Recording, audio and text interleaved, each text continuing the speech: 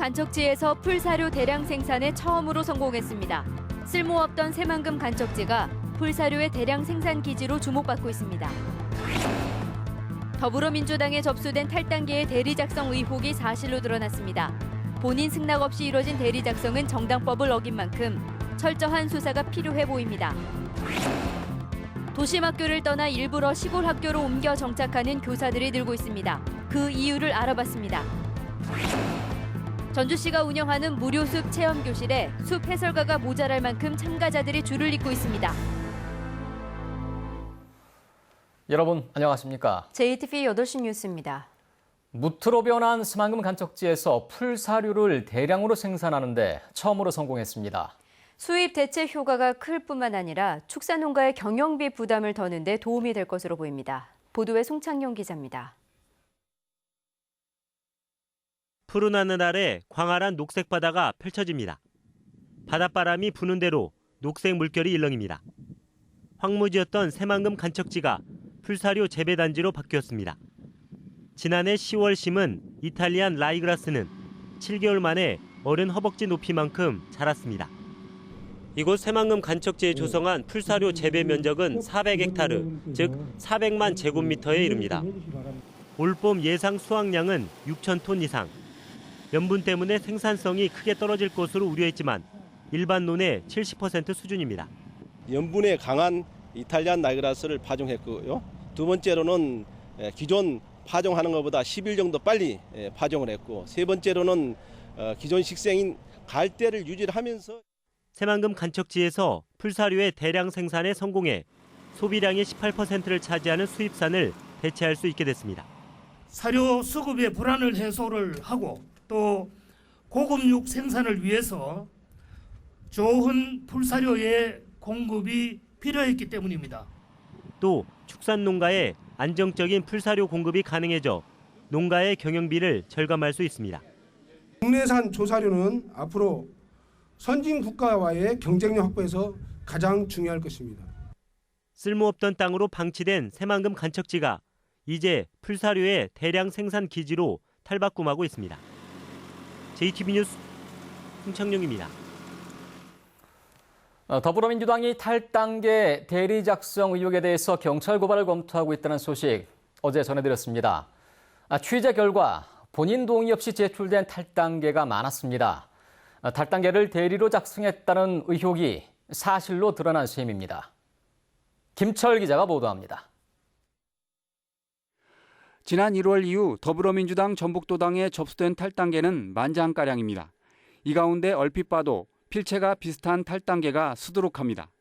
누군가 대리로 탈당계를 작성한 뒤 이를 집단으로 제출했다는 의혹이 듭니다. 이런 의혹은 사실로 드러났습니다. 탈당계를 제출한 당원에게 전화를 걸었더니 자신은 탈당계를 낸 적이 없다는 당원이 잇따르고 있습니다. 탈당은 아니지. 누가 옆에 사람이 해보는 것만. 직업이 지금 회사원으로 나와 있는데 맞나요? 농사꾼이야 나.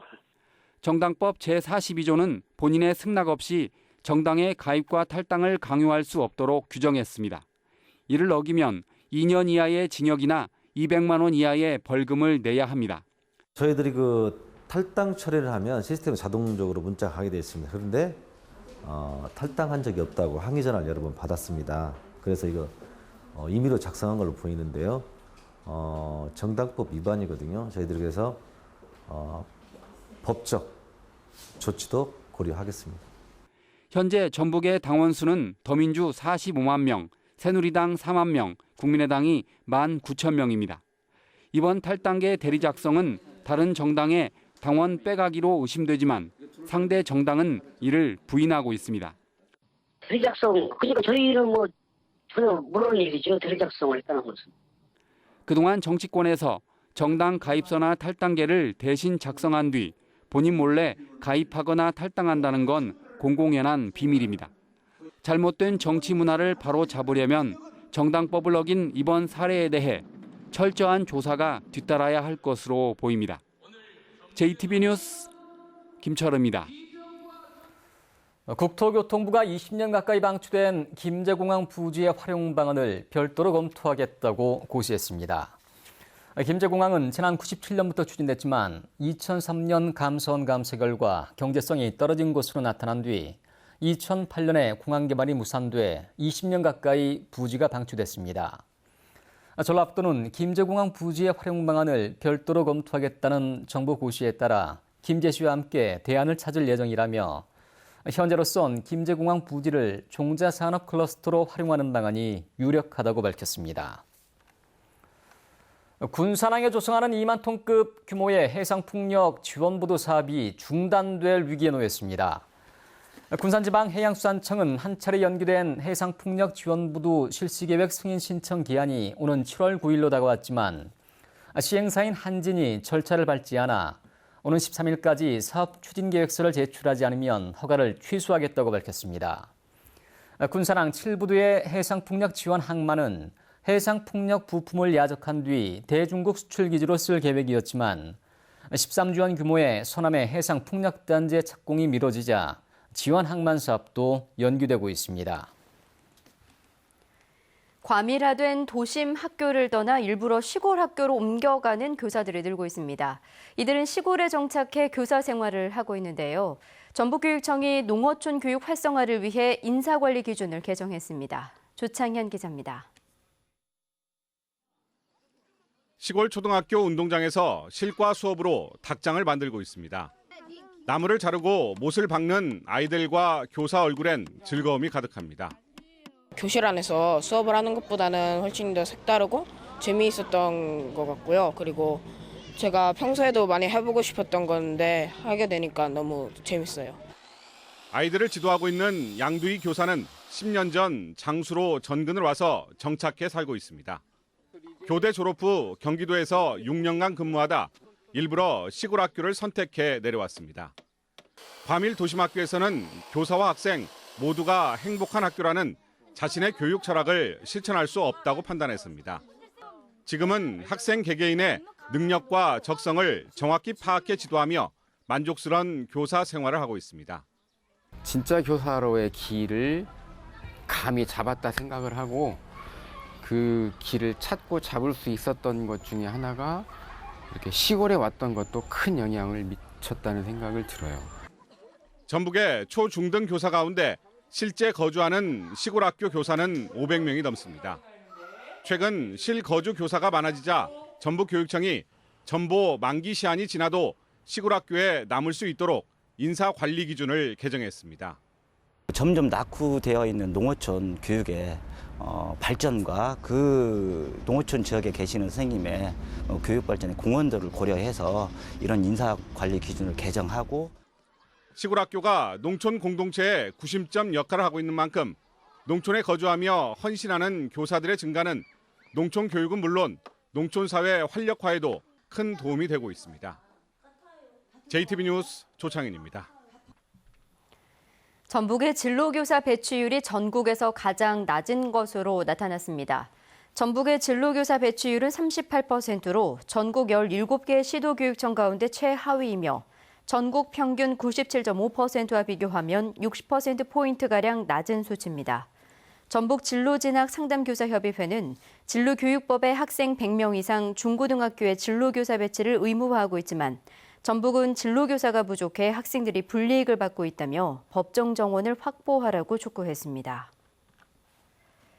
원광대학교의 한 학과장이 여학생을 추행했다는 의혹과 관련해 학교 당국이 학과장을 징계위원회에 회부했습니다. 원광대는 지난 4일 성추행 의혹 당사자인 학과장에게 징계를 통보했지만 이 학과장이 이의를 제기해 징계위원회에 넘기기로 했다고 밝혔습니다. 원광대는 지난 3월 성추행 사실을 제보받은 이후 조사해왔고 해당 학과장은 학생들을 다독인 것이라며 관련 의혹을 부인했습니다. 푸르름이 한창 짙어지는 계절이죠. 어린아이들이 푸른 숲에서 놀고 자연을 배울 수 있는 기회와 공간이 늘어나고 있습니다. 권대성 기자가 보도합니다.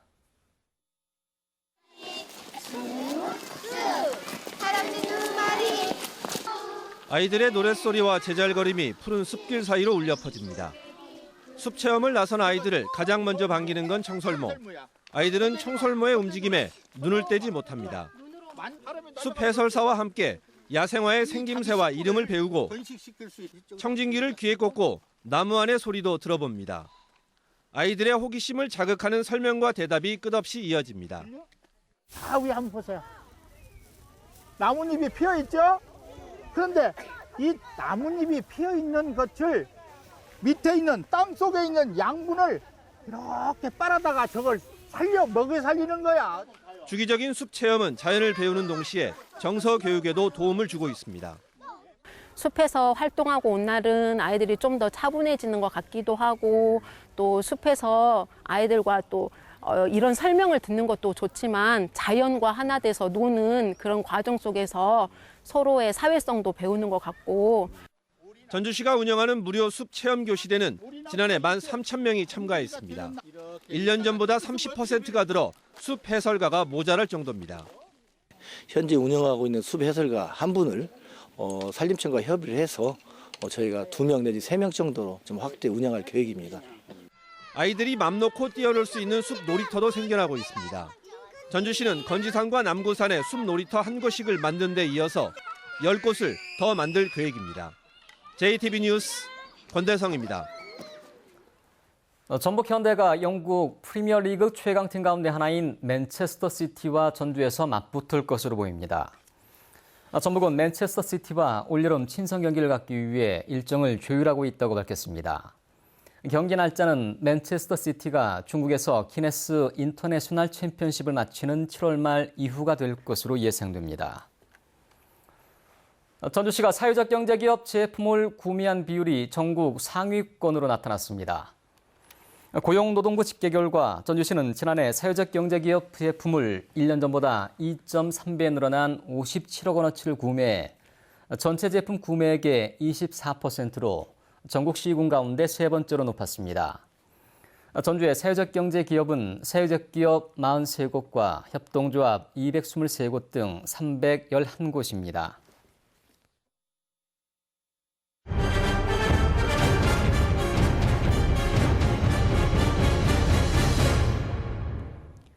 국민 임대주택에 살고 있는 6식구가 졸지에 쫓겨날 처지에 놓였습니다. 새로 구입한 차량의 가격이 입주 기준을 초과한다는 게 이유였는데 이 기준 자체에 문제가 많다는 지적이 나오고 있습니다. 민원 현장 하원우 기자입니다. 국민 임대주택에 살고 있는 이모 씨는 지난해 5년 할부로 새 차를 구입했습니다. 넷째 아이가 태어나면서 기존에 타던 낡은 승용차는 6식구가 타기에 턱없이 비조받기 때문입니다. 그런데 이 씨는 6식구의 보금자리인 이곳에서 쫓겨날 처지에 놓였습니다. 차값이 국민 임대주택 거주 대상자의 자산 기준을 초과했다는 게 이유입니다. 큰 마음은 먹고 이제 한번 구입을 한 건데 또 퇴거 대상으로 지금 오를 수 있다고 하니까 저희 입장에서는 뭐 지금 당장 갈 데도 없는데 뭐 돈이 있는 것도 아니고. 이 씨의 차량 가액은 2,800만 원인데 국토해양부 규정상 2,489만 원을 초과할 경우 국민 임대주택 거주 자격을 상실하기 때문입니다. 소득이 기준을 초과하면 임대료를 올려받지만 차량 가격은 10,000원이라도 넘을 경우 곧바로 퇴거 대상이 됩니다. 이 때문에 이 씨는 오는 9월쯤 집을 비워줘야 합니다. 저희들도 가급적이면 이렇게 해드리고 싶은데 좀 이것은 이제 처리 기준이 있기 때문에 저희들이 어떻게 함부로 할 수 있는 건 문제가 없는 것 같아요. 기초생활수급자의 소득을 산정할 때도 일반 재산은 4.1%, 금융재산도 6.2%에 불과하지만 자동차는 100% 전액을 소득으로 계산합니다. 아직도 자동차를 사치품으로 보는 시각이 깔려 있기 때문입니다. 자동차가 현대인의 필수품인데도 불구하고 아직도 저소득층에게는 지나치게 높은 비율을 차지하고 있어서 각종 복지 서비스에서 제외되는 경우가 많습니다. 자동차가 필수품이 된 지 오래고 차량 가격은 해마다 오르고 있습니다. 따라서 국민 임대주택의 자산 기준 가운데 차량에 대한 기준을 바꿔야 한다는 지적이 설득력을 얻고 있습니다. JTB 뉴스 하원호입니다. 송하진 도지사가 오늘 여야 3당의 원내수석 대표를 만나 탄소산업발전법이 이번 19대 국회에서 통과될 수 있도록 협조를 당부했습니다. 19대 국회는 3주밖에 남지 않아 이달 안에 통과되지 못하면 탄소산업발전법이 자동 폐기됩니다. 또 강은희 여성가족부 장관과 윤병세 외교부 장관을 각각 만나 2023년 세계 잼버리 대회의 새만금 유치 지원을 건의했습니다. AI와 구제역 등 가축 질병을 연구하고 치료제를 개발하는 역할을 하게 될 가금류 질병방제연구센터가 전북대학교 수의과대학에 문을 열었습니다. 농림축산식품부의 지원을 받는 가금류 질병방제연구센터는 전국 8개 대학과 6개 연구기관이 참여한 가운데 가금류 질병의 진단과 치료 기술, 그리고 신약을 개발하게 됩니다. 또 방제 산업을 선도할 전문 인력을 양성하는 역할을 하게 됩니다. 전북 도민일보가 주최한 2016 친절봉사대상 시상식이 오늘 전북 여성교육문화센터에서 열렸습니다. 올해로 18번째를 맞은 이번 시상식에서는 공무원 부문의 박광호 완산소방서 소방위와 양귀섭 순창우체국 집배원이, 민간인 부문에는 드림봉사단의 조길순 씨와 쑥뜸봉사대 이순임 부회장이 상을 받았습니다. 또 경찰 부문에서는 덕진경찰서 김경신 경장이 뽑혀 1계급 특진의 영광을 안았습니다. 전주지법 형사 2단독은 출소 후 인적 사항을 신고하지 않아 보안관찰법 위반 혐의로 기소된 한상열 목사에게 벌금 80만 원을 선고했습니다. 한 목사는 지난 2010년 북한을 방문해 북한 정권을 찬양한 혐의로 징역 3년을 선고받고 복역했다가 지난 2013년에 출소한 뒤 보안관찰법이 규정한 인적 사항 신고를 거부한 혐의로 불구속 기소됐습니다. 전북은 내일 대체로 맑겠습니다. 아침 최저 기온은 8도에서 12도의 분포로 오늘과 비슷하거나 조금 낮겠지만 낮 최고 기온은 23도에서 최고 28도까지 올라 초여름 더위가 이어지겠습니다. 전주는 28도, 정읍은 27도가 예상됩니다. 바다의 물결은 앞바다 0.5에서 1m, 먼바다는 1에서 2.5m로 다소 높게 일겠습니다. 전주기상지청은 주말인 14일까지 대체로 맑은 날씨가 이어지다가 오는 일요일 오후에 비가 내리기 시작해 다음 주 월요일 오전까지 이어질 것으로 내다봤습니다.